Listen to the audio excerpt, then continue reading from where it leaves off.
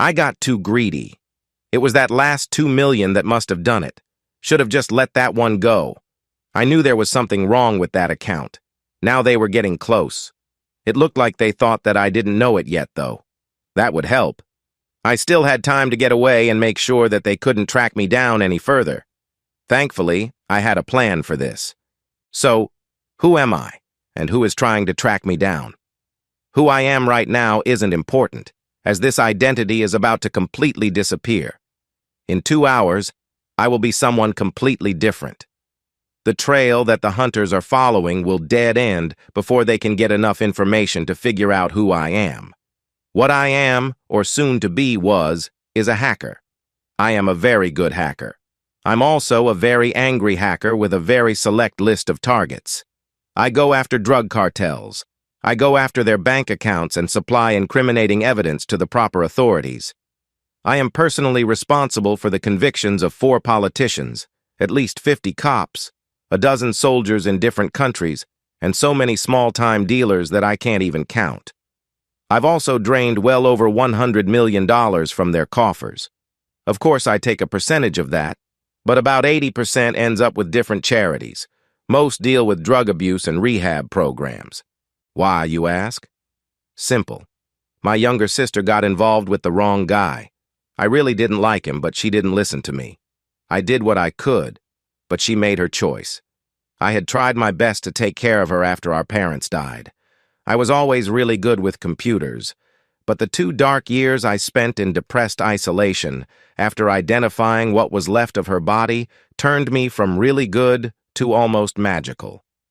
Those 2 years were spent alone in the basement of my parents' old house, learning the dark secrets and how to manipulate them.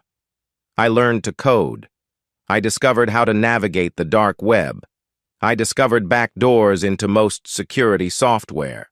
Sometime in those 2 years, some very damaging information on the drug gang that tortured and murdered my sister ended up in the hands of the DEA. Unfortunately, rival gangs somehow got the information that the gang in question was turning the state's evidence on others to try and make a deal. Gangs move faster than cops, so the state saved a bunch of money on trials. Now, as for who I am running from, my best guess right now is either Russian or North Korean hackers. Even though I'm not sure which it is, I am sure that they were hired by the cartel that I had just relieved of about $30 million. I really should have stopped at $28 million, but then I discovered that other small account. I knew there was something wrong with it, but I was young, dumb, and still angry. As soon as that money was on its way through 40 different accounts in 6 countries, my counter-hacking programs started alarming. Someone had put a backtracking program in the account. They were looking for where the attack was initiated. That was going to take a while. I was using a botnet attack. They were going to have to cycle through about 100 IP addresses before they could even start the roundabout server chain track. I put in a flash drive and gave a few keystrokes and mouse clicks. 4 servers in Europe fried. 2 servers in China reformatted themselves 6 times. 1 server in Iran and another in America rewrote their entire memory with a random series of 1s and 0s. The trail back to me was effectively severed with no way to retrieve the data.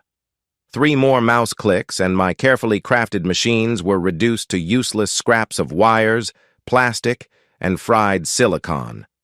The abandoned building I was using burned down from a homeless campfire that got out of control. Most of my wrecked computer system had been divided up and thrown in random dumpsters around the city. The hard drives and memory sticks were burned in a bonfire out in the desert, along with all my personal identification.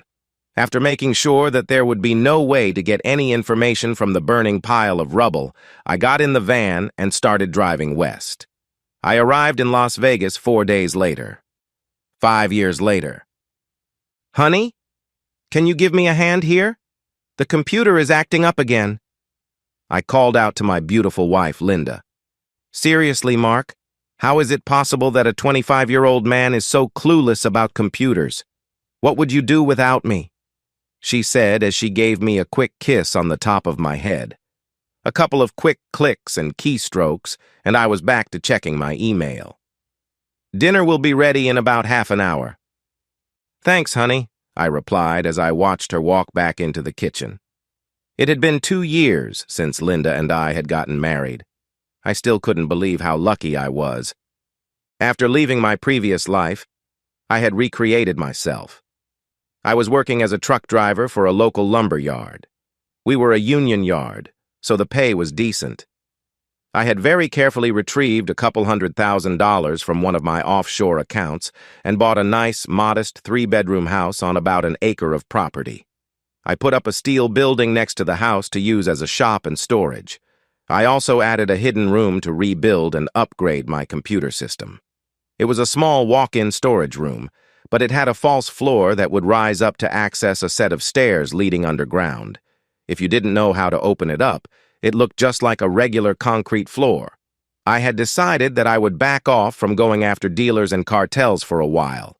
I had enough money tucked away if I needed it, and it was prudent to disappear and let things cool off. Still, I didn't want to lose my skills, and I needed to keep up with the newer technology. The shop was for my hobby of building up older muscle cars. The wife was completely not interested in that, so she never came into my shop. This also gave me the time and privacy to get online and play a bit without her suspecting anything. You may be wondering why I am hiding that from her. The truth is that she knows me as a simple truck driver and shade tree mechanic who is almost clueless about computers. Obviously, when I met her and we began dating, I couldn't just come out and introduce myself as a hacker called Ghost in the computer underground. First off, the feds were looking for me. I had committed a few cyber crimes, and they also wanted to lock me in a room and use my skills for their own purposes. Second, there were several very bad criminal organizations that had me on their target list. If they caught me, my end would be very ugly and extremely painful. How long would our relationship have lasted after that? Do you even need to ask? There were a couple more matters after we were married. First, it was for her own protection. If she didn't know, they couldn't use her for any information. Second, this ensured that she didn't accidentally let any information slip on accident. Nope. Better that she only knows the man she married. A bit about my wife. First, she is the most beautiful woman on the planet, to me. I always read in these stories how every woman is always the most beautiful woman on the planet, and I wonder how there can be more than one of them. I'm not going to lie to you. She may be only above average in looks to you, but she is a goddess to me. Different viewpoints and different strokes. She is 5 feet, 6 inches tall, with wavy copper hair to the middle of her back, emerald green eyes, 34D breasts, a slim waist with a flat tummy, and slightly wide 40-inch hips. Her legs are long, lean, toned, and tan. Her face has a slim nose, high cheekbones, dimples when she smiles, full bow-tie kissable lips, and a proud chin that isn't too prominent. So, how did we meet? I was working at the lumber yard one afternoon when she came in. She needed a couple of boards to put up some shelving in her new apartment.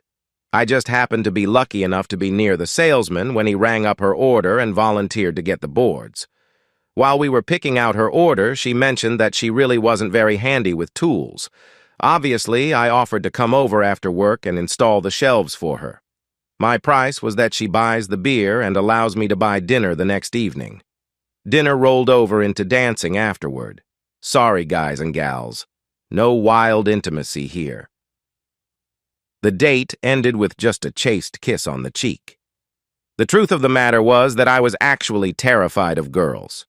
It wasn't until the 5th date that we had intimacy. I took her to the Stratosphere for dinner. From there, we moved to a hot dance club on the Strip. After a bottle of expensive wine with dinner and a few drinks at the club between dances over 2 hours, we ended up back at my house. I thought that she was beautiful before, but she was an absolute goddess out of her clothes. I didn't even need to ask. The soaked sheets answered my questions about being okay. As long as I made her happy, I was fine. Linda and I dated for about 6 months before I proposed. 6 months later, we got married. We were happy together. She was an accountant for a large national company with an office in Las Vegas. She made pretty good money there, and we combined our incomes to live a pretty nice life. I never needed to dip into my secret accounts. We went out to the nicer restaurants, took in the shows, had a nice pontoon boat at the lake, and both drove nice cars. Our love life was pretty good. We would average about 4 times a week. We didn't have children yet, so our lovemaking happened pretty much all over the house, backyard, swimming pool, and hot tub. We liked the variety and employed several different positions. Typically, after I got home from work, I would go into my shop and tinker around for a couple of hours before dinner. About half the time I would be working on one of my cars, and the other half I would be in the room playing around on the computer. I wasn't really doing anything bad, just hacking into places that I shouldn't be in. I never actually took anything or put anything in the system. I was just getting in and looking around to keep my skills up. Sure, I could have stolen a lot of data and money, but I didn't want to leave any tracks. Best to just break in and look without anyone knowing that I was there. After dinner, we would snuggle on the couch and watch a movie before going to bed. Sometimes bed would include a couple of hours of intimacy before falling asleep, and other times it would just fade away as we cuddled. I kept up my public appearance of being completely technologically incompetent. After all, who would look at someone who could barely check their email and think that they were one of the most wanted hackers in the world? All the time, I was breaking into a bank, government, and big business computer systems. I also reconfigured the bot army of personal computers that I had before. I was masking my location by initiating my hacks from foreign servers, sometimes multiple servers at the same time. About 6 months ago, I noticed that Linda was becoming a bit more stressed. It really didn't seem to be that big of a deal, though. Intimacy dropped from about 4 times a week to twice a week. She was working longer hours and was tired when she got home. Most of the time, she would just go straight to the shower, eat dinner, then go to bed. I asked her, and she said something about a big account that they were trying to get. Seemed plausible.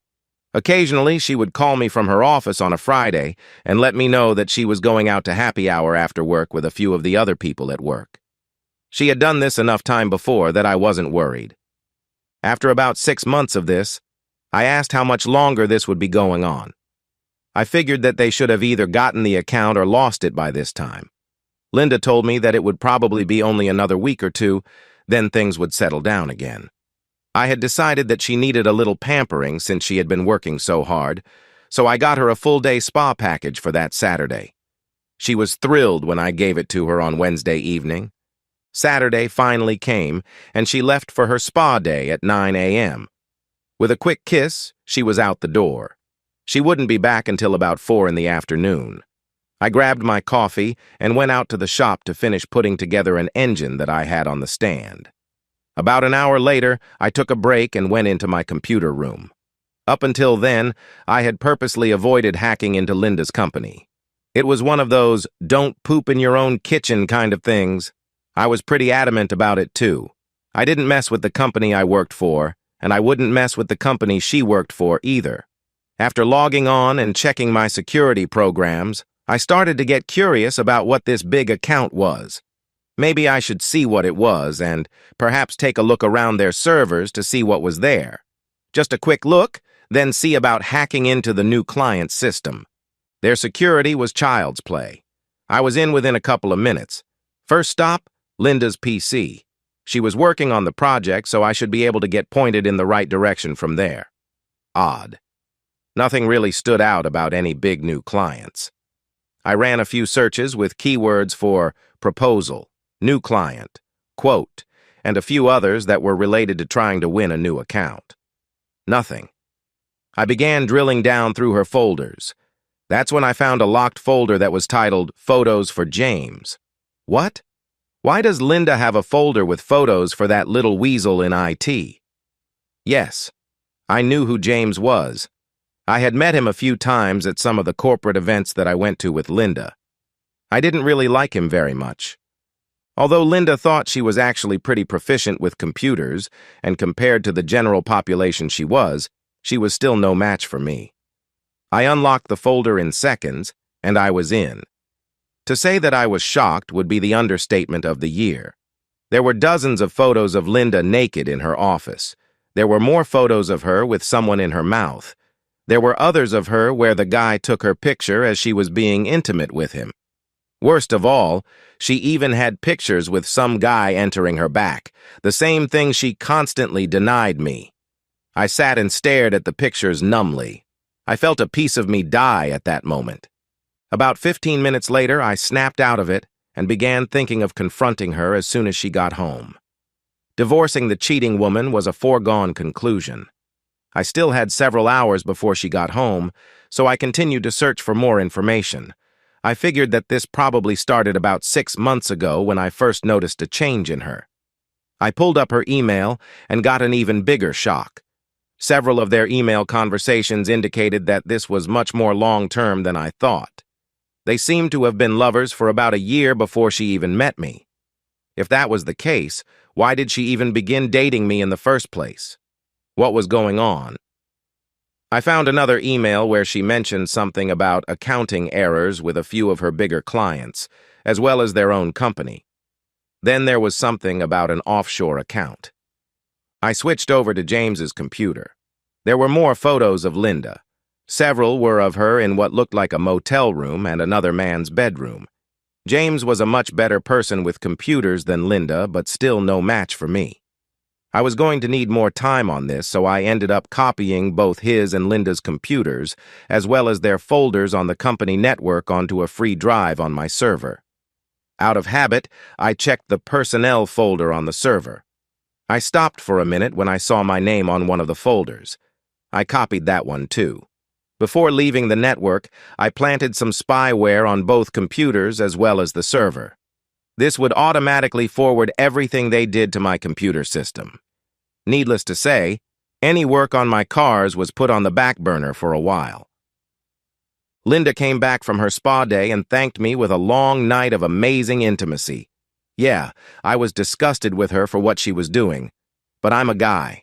I'm not passing up the opportunity to have an amazing time with a beautiful, enthusiastic, and energetic woman. She could be the devil incarnate, and I would still tap that. Oh, right. To me, she was the devil incarnate. Little head didn't care, and big head just decided to go along for the ride. Sunday came, and I was back out in my shop. Linda was still sleeping when I got up, so I took the opportunity to open her phone and plant some spyware on it. Text messages would be secretly copied to my computer system, and all her phone calls would be bugged and recorded digitally on a separate hard drive. I would also be able to track everything she did online. Linda left at around 10 in the morning. She said that she was going to meet one of her friends for some shopping. She had her friend Finder app turned off on her phone, and I didn't really want to accidentally notice that it had been turned on, so I instead hacked into her car's internal GPS to track her. Surprisingly, she actually did go to the mall. When I was sure that she wouldn't be returning soon, I went back into the house and grabbed her laptop. The first thing was to copy everything on her laptop onto another hard drive. Next, I loaded up a keylogger program and set up the camera for remote access. I didn't think that I had a whole lot of time before I had to get her laptop back where she left it, but I figured that I could take a quick look at her browser history. That's when I found a second email address. I also noticed that she had several visits to a bank in the Cayman Islands. I would need to look at that later. I wiped a bit of grease and oil on my arms and face to make it look like I was actually working on a car when I heard Linda arrive back home. Shower, dinned, movie, then bed. For the next week, I kept up appearances of being the clueless, doting husband that I pretended to be. Every evening, I went out to the shop pretending to be working on one of my cars for a couple of hours. I dutifully smeared grease on myself before coming back to the house. In fact, I was going over the mountains of information that I was collecting. It was Tuesday evening when I read a text exchange between Linda and James that caught my attention. James had cautioned her about erasing the history on my laptop after using it. Why would she be using my laptop? Hers was working fine. Of course, I had set my laptop up to connect to my servers as soon as I bought it, but never really thought about spying on myself. A dozen keystrokes and mouse clicks later, that was resolved. The next evening, while I was sorting through the day's updates from their work computers, another stream of data started to come through. I quickly saw that it was from my personal laptop. Minimizing everything else, I started to look at the new stream coming over. It looked like money transfers were happening. I turned on my laptop's camera and pulled the feed to another screen. There was Linda working on my computer. She was wearing a Bluetooth in her ear as well. The mic was picking up her voice as she talked. I used a third screen to stream a live feed from her phone call. I watched and listened to Linda following the instructions from James as she transferred about $50,000 from a dummy account in their company over to a bank in the Cayman Islands, and they were using my computer to do it. She finished soon after, deleted the history for that day, and logged off. What the hell was going on here? I really hadn't had time to look at my personnel file from their HR folder yet, as it didn't seem to be as important as other things. That changed right then. It seemed that I had been set up as a computer security consultant.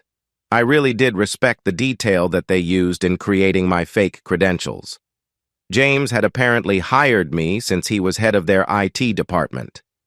I also found several payments for my services, all going to the Cayman Island account, of course.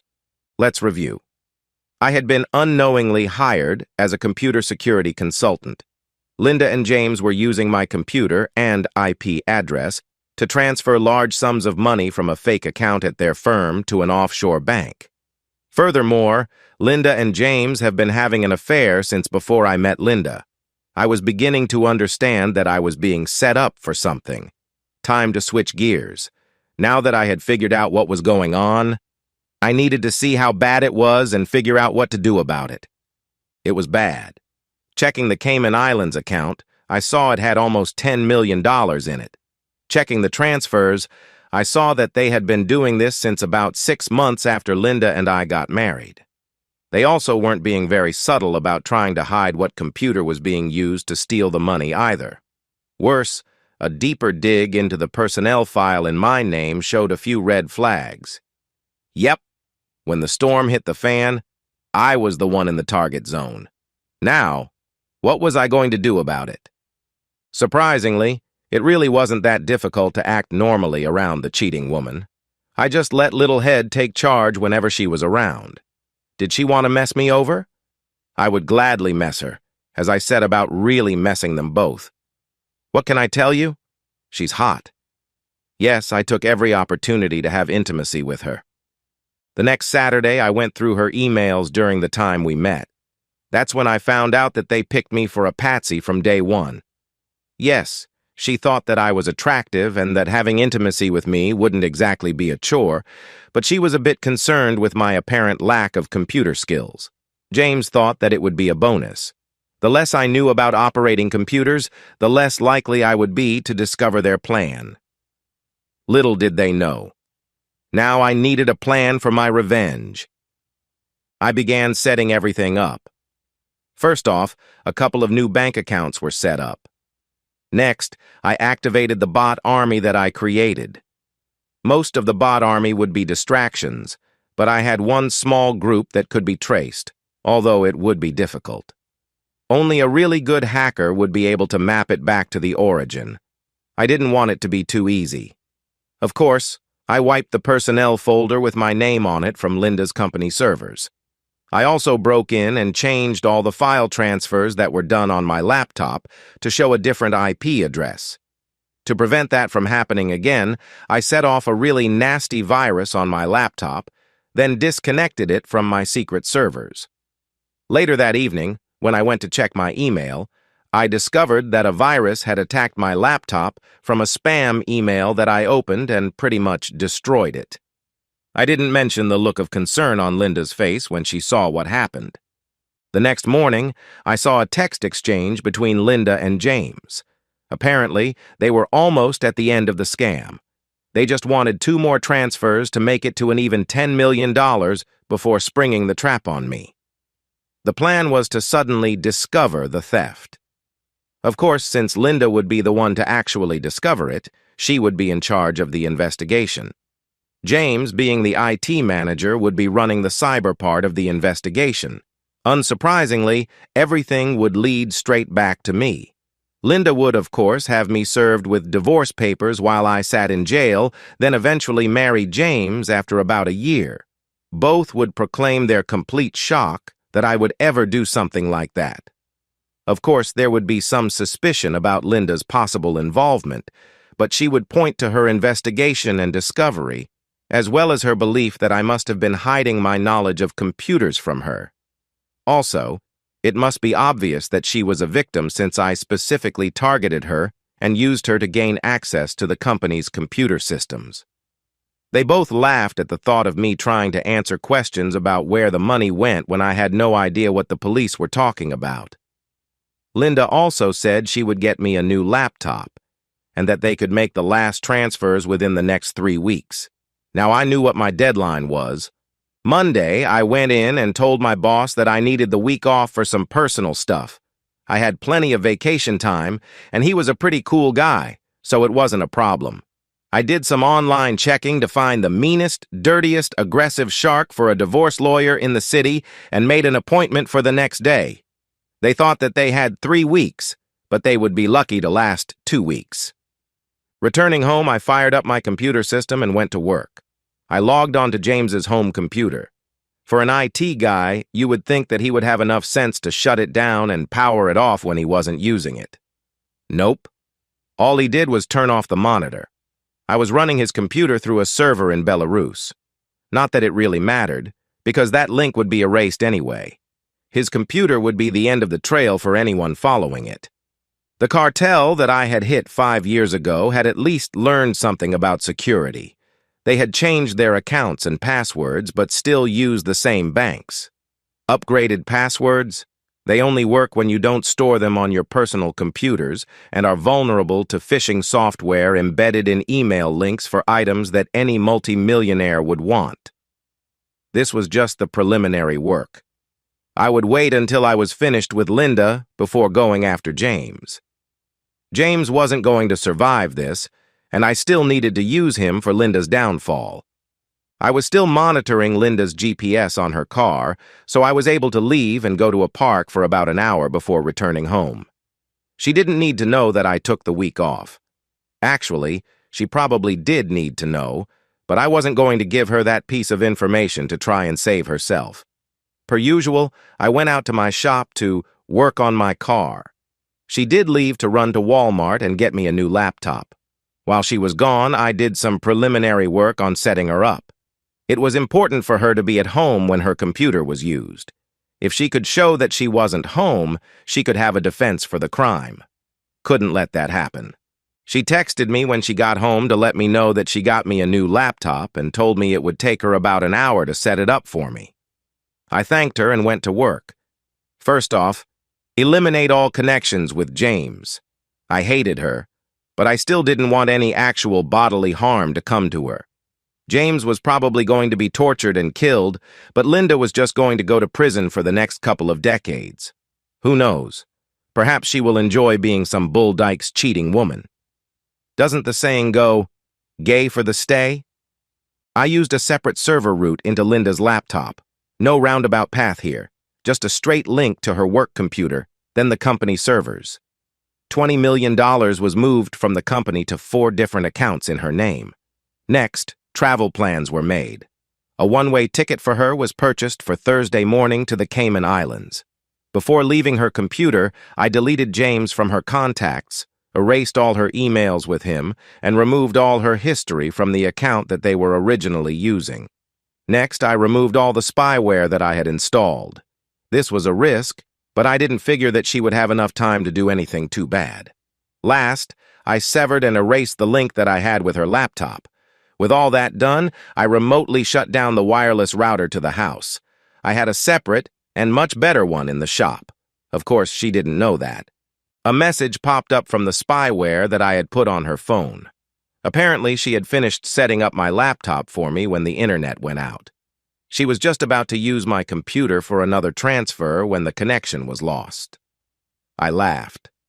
While they were discussing the problem, I moved all the money that they had already stolen into the new accounts I had created in Linda's name. Once that account was empty, I closed it. The last thing I did was erase the spyware on Linda's phone. I didn't know who would be looking at it later and didn't want anyone to find out that she was being spied on. I then shut everything down and went inside for dinner. Tomorrow would be an interesting day, to say the least. Linda was a bit agitated, to say the least, when I came into the house. She told me that my new computer was set up and ready, but that the internet was down. I wouldn't be able to log on and check my email until it was fixed. She had no clue how little of a problem that was for me. She was preoccupied throughout the entire movie that night. I watched out of the corner of my eye as she played on her phone. I could almost feel her frustration growing. When asked if there was a problem, she just passed it off as a client issue at work. I suspected that she had been trying to access the account and failing. She was also texting with someone. I was smiling as I went to bed. No intimacy that night. The next morning, I was up and out of the house before Linda left for work. I basically just screwed around until my appointment with the lawyer. I did wonder how Linda's day was going for her. I would be finding out in a couple of hours, though. I was finally led into my lawyer's office. You know those TV shows where a beautiful lawyer wearing a very professional but extremely sexy suit walks into the courtroom and pretty much hands opposing counsel their back on a silver platter? That was my lawyer. 5'6" tall, angelic face, curves that would make a race car lose control, legs for miles, and breasts that would start a war. 2 minutes into the meeting, I could tell that she would be a barracuda in the courtroom. You could almost hear Hart belting out the chorus in the room. Verifying that everything was confidential, I explained that my wife had been cheating on me throughout our relationship. I further explained to her about the embezzlement and setup. She asked how I found out about all this, and I gave her a partial answer. I didn't exactly lie, but I didn't tell her the whole truth either. Okay, I completely lied. I told her that I used my wife's laptop because mine was not working right.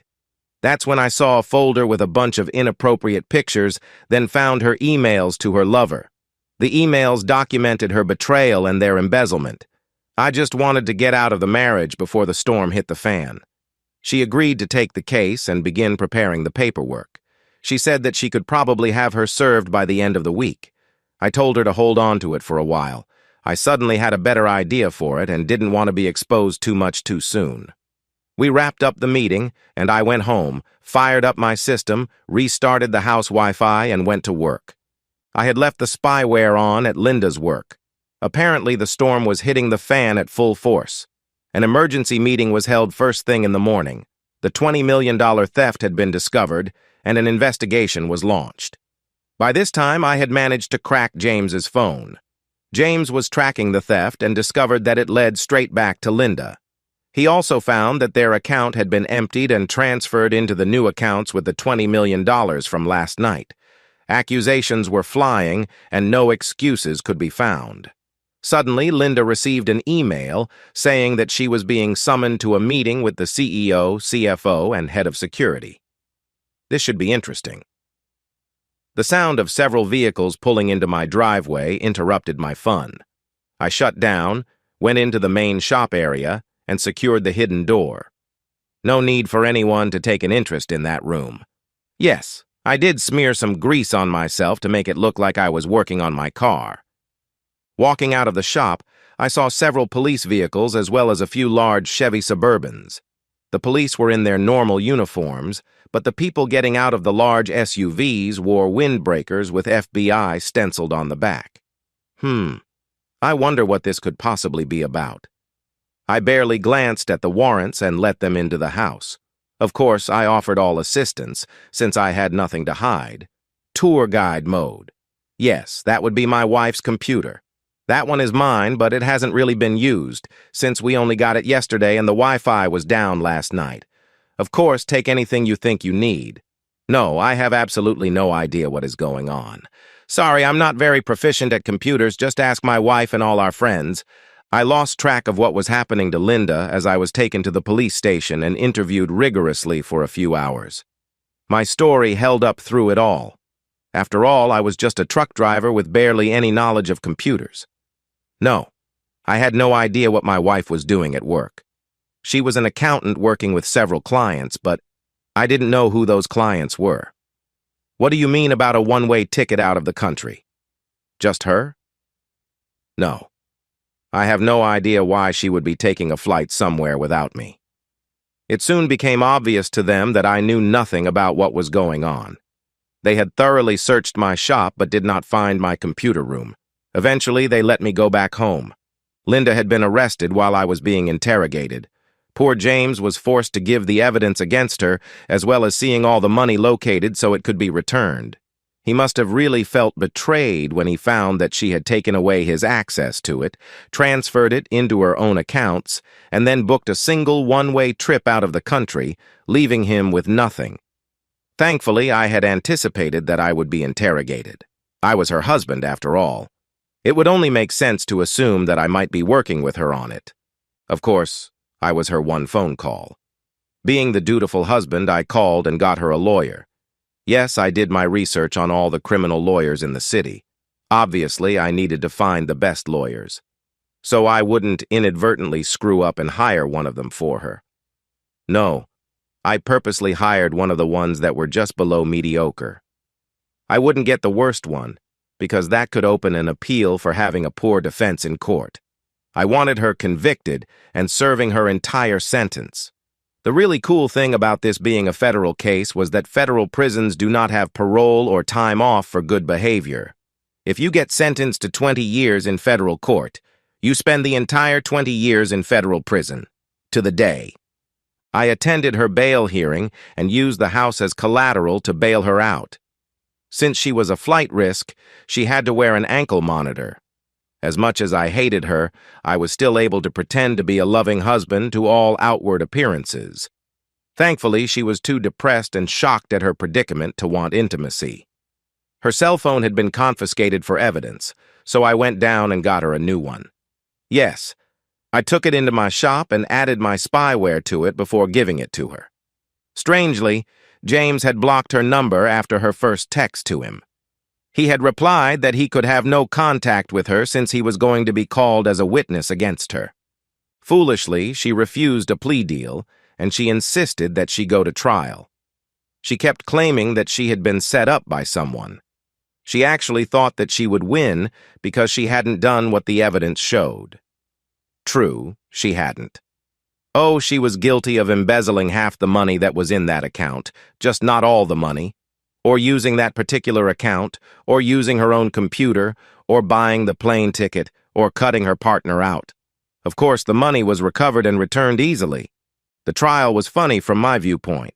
It was very interesting watching as James testified on the computer records against her.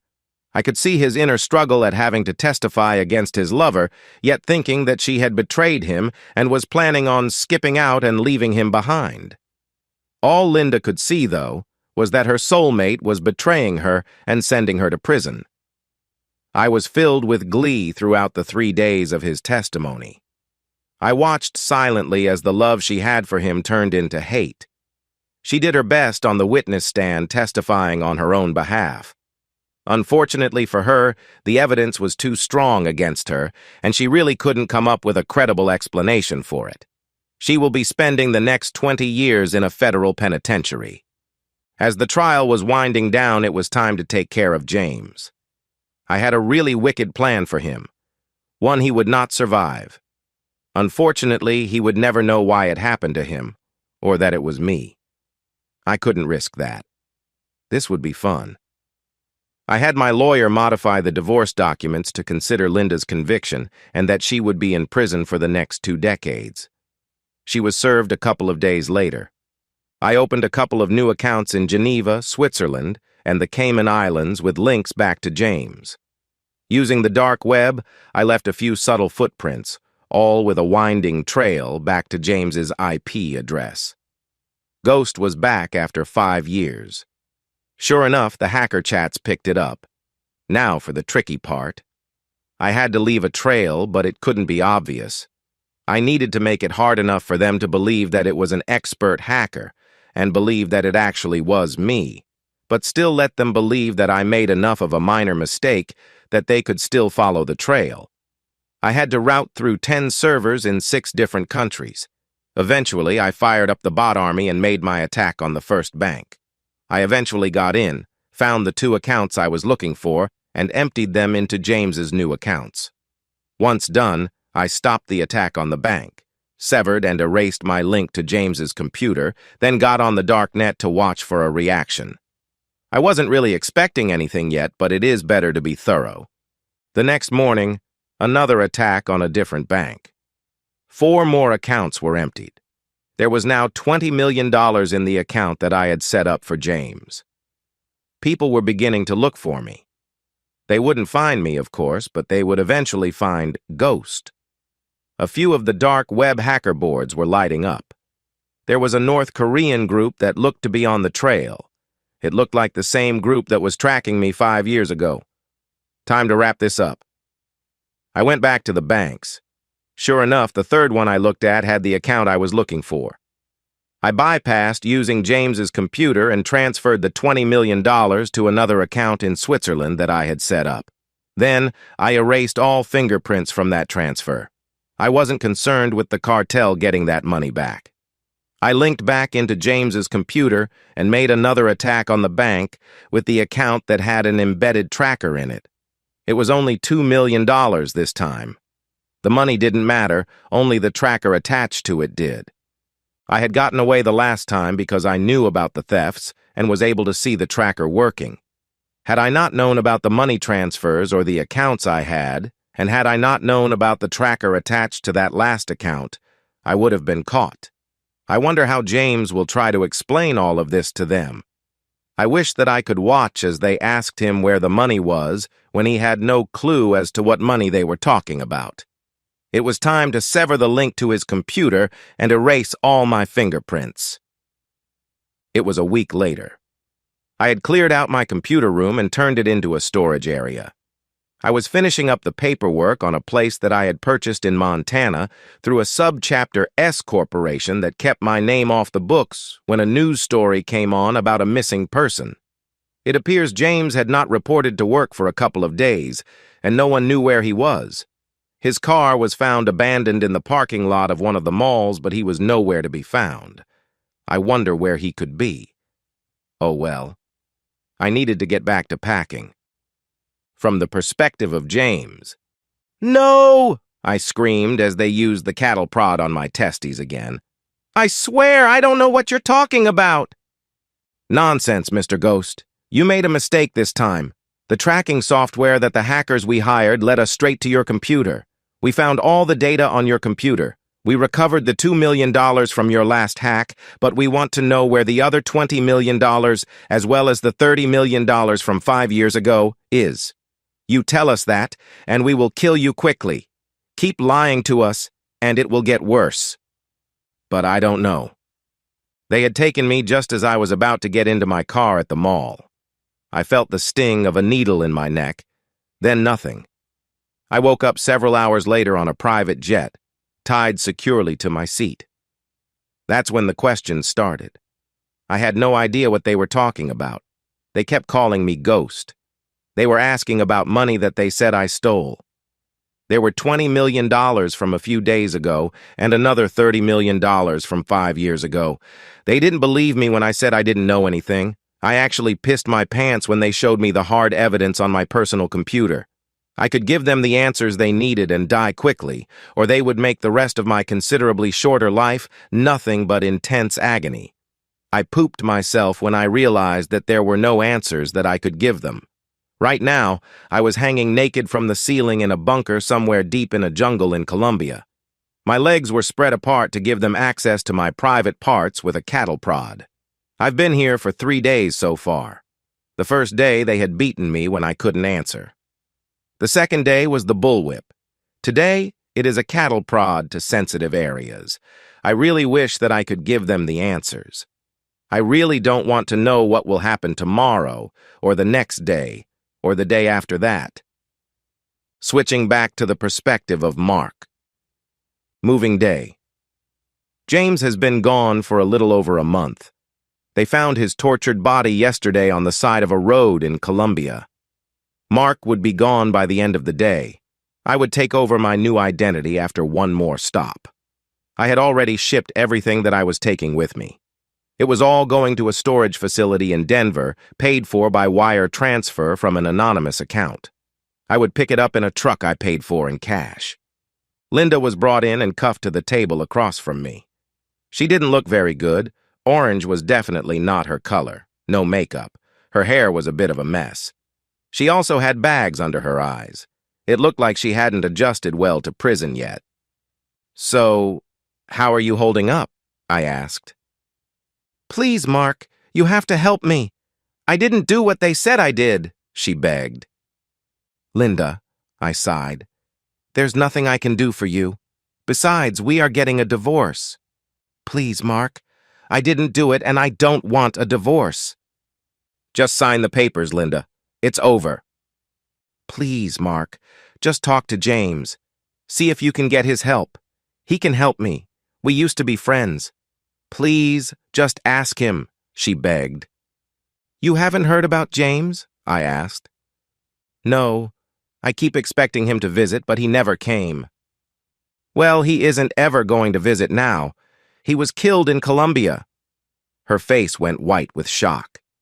"Apparently, the authorities believe that he stole a bunch of money from one of the drug cartels." "No, he couldn't have," she said. "He probably didn't, but they seem to have thought he did. Now, Linda, you really need to just sign the divorce papers and let it go." "But you are leaving me with nothing," she exclaimed. "Of course. You don't need anything, and what would you do with anything you get anyway? You are going to be here for the next 20 years, I explained. "Please, Mark, you need to help me. I can't stay here. My cellmate is making me do things. I can't. I need to get out of here. Please." It was time. Let me tell you a story, Linda. Perhaps this will help you. About 5 years ago, there was a really good hacker.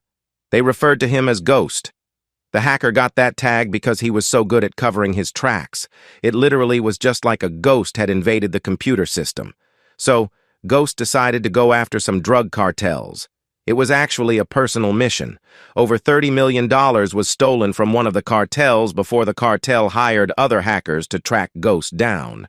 Of course, Ghost saw the trackers coming and shut down before they were found. The Ghost disappeared and created a new life. Ghost ceased to exist and stopped all computer activities, except some minor breaking into systems for practice and keeping up on the technology. To everyone who knew him, he was pretty illiterate with computers. Secretly, he was still as good as ever. Even his wife didn't know who he really was. Yes, he had fallen in love and got married. He really loved his wife with all his heart. After being married for 3 years, he accidentally discovered that his wife was not in love with him. He found that she had been cheating on him throughout their entire relationship with her real boyfriend. To make matters worse, he found out that his wife only married him so she and her boyfriend could set him up to take the fall for the embezzlement that they were doing. Her eyes were as big as dinner plates, and her skin had turned completely white as I revealed her plan back to her. So Ghost decided that he couldn't let that happen, and he formed a plan for revenge against the two. First off, he hacked into their computers, phones, and work networks to gain information. Then, he changed everything to remove his name from the setup and place all the evidence squarely on his wife. He also made arrangements to make his wife's boyfriend believe that she was double-crossing him. The final nail for his wife was forcing her lover to testify against her and put her in prison for years, breaking their hearts and believing that they were betrayed by the other. Much the same as Ghost felt betrayed by his wife. "You," she breathed. Now, to continue, since his wife had been taken care of, it was time to go after her lover. You see, that cartel was still looking for Ghost. Why not get his revenge and make the cartel believe that they had finally caught their prey? 2 birds, 1 stone, and all that stuff. Well, Ghost used his wife's lover's computer to hack in and steal a bunch more money from that cartel. Unfortunately for the wife's former boyfriend, Ghost was a bit sloppy and made a slight mistake. You see, Ghost didn't completely wipe the trail leading back to the boyfriend's computer, so the cartel was able to track the hack back to the boyfriend. Fortunately for the Ghost, he was able to wipe the trail back to himself, making the boyfriend's computer the end of the trail. The authorities believe that the boyfriend was tortured for over a month before he finally died. Unfortunately for the boyfriend, he just didn't have the information that the cartel wanted. None of that is actually real or believable, much less provable. But I thought that a fictional story like that might help you cope. True, I do believe that you didn't do exactly what the evidence says you did, but no, you are not even close to innocent. Now, just sign the papers. Do you think it's bad just licking one girl? Just think about what life would be like if the wrong person happened to stumble on some information that shows you as being a jailhouse snitch. I watched as her face went from white to red. "You bastard!" she screamed as she lunged towards me. There is a reason that the guards secure the cuffs to the table. There is also a reason that the chains are short enough to prevent the prisoner from reaching someone on the other side of the table. I walked out as they dragged her away, screaming. I got in the cheap throwaway car and drove to the mall. After parking, I left Mark in the car and walked through to the other side where my real car was waiting for me. With my new identity, I drove away. And so, we've reached the end of today's story. Was it what you expected, or did it take a twist you didn't see coming? I'm curious to hear your thoughts. Share them in the comments below, and let's get a conversation going. If this story kept you hooked, make sure to hit that like button. And if you're new here or just haven't subscribed yet, now's the perfect time to join our community. I bring you fresh, captivating stories every day, so click that subscribe button and turn on notifications so you never miss out. Thanks for watching, and I'll see you in the next one.